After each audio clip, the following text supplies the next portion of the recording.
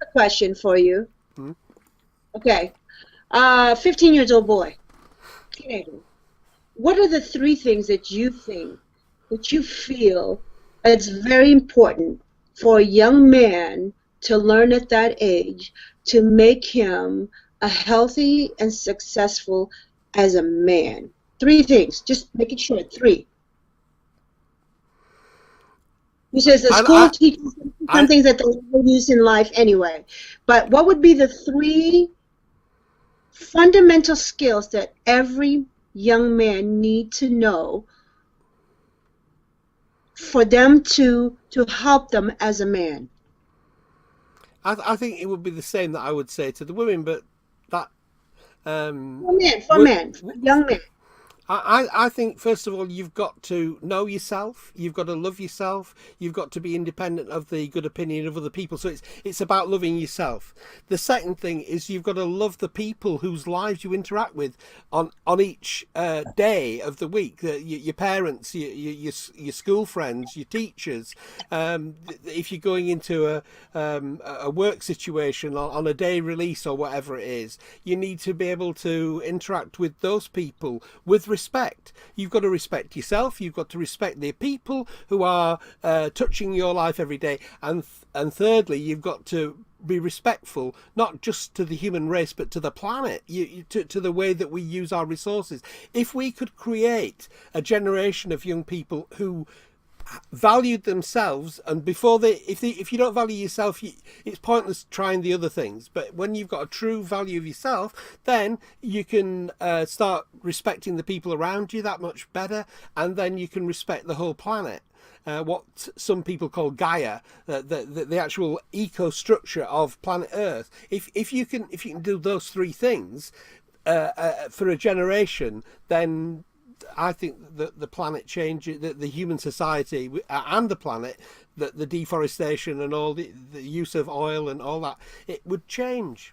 I think it was the Dalai Lama who said if you could just teach young children, sort of 5, 6, 7 year old, how to meditate for 1 hour every day, if you could get them to do that for a year, then that would change the world forever.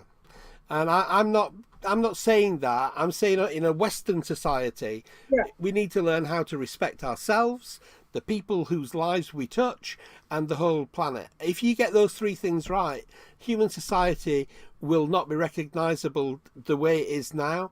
If you actually love yourself, you love the people around you, and you love the planet and all the other human beings on it or in it, if you have that level of love, there won't be any war.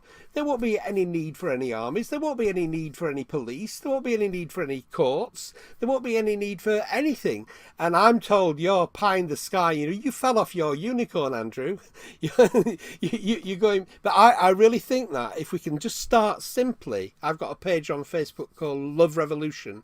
If we can start simply by respecting ourselves, loving ourselves, not egotistically, but from a spiritual level, if we can really understand ourselves and say, okay, I'm not perfect.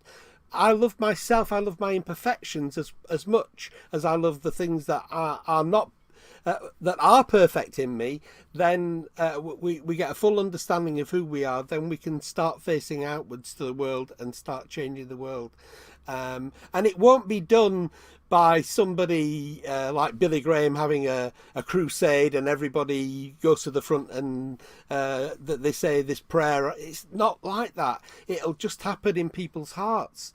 They'll see themselves as this beautiful creation, this wonderful, amazing individual. No one ever lived before exactly the way you live. You're totally unique. You're wonderful. You're amazing. You're fantastic.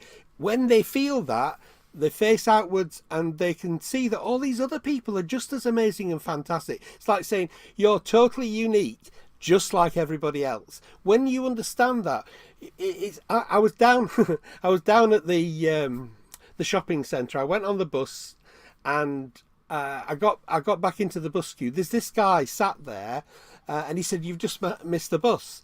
And I looked at him, and he hadn't shaved, and he hadn't washed his hair, probably hadn't had a bath. His clothes had got holes in, and In the past, I would have just looked away and looked up into the sky and said, oh, that's a nice cloud up there. But this particular day, I looked at the guy and I thought, that's God. There's a little spark of God in the divine spark in every single one of us, and God sat there. So I just smiled. I didn't know what to say to him. I just smiled. And he said what all British people say. He started talking about the weather. So, oh, yeah, what a lot of weather we've been having recently. And yeah. So we're just talking about the weather for a while. But I was smiling and he was smiling back. And then the bus came. It was time to get on the bus. And as he got up, you could see he couldn't walk very well. It took him probably 3 minutes to walk to the bus. And the bus was probably 5 or 6 paces away, and I stood behind him and I respected him because I saw the image of God there. I could have easily walked in front of him and got on the bus and gone and sat down, but I waited. And the most beautiful thing of all was that everybody waited behind me till he got on the bus. So when we can love ourselves and respect ourselves, then we can look outwards and see actually everybody else is just like me in the sense that they are all they're all part of the divine spark. And if we can see God in each, why would we want to be angry with them? They're having a bad day. That's why they're being that way.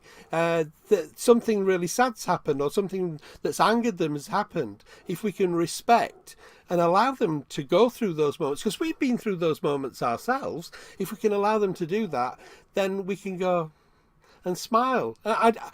It was just like a spiritual experience. I only went to get on the bus, and I had a spiritual experience with this filthy man who'd not showered or shaved or anything, and got holes in his clothes, and I had a spiritual experience.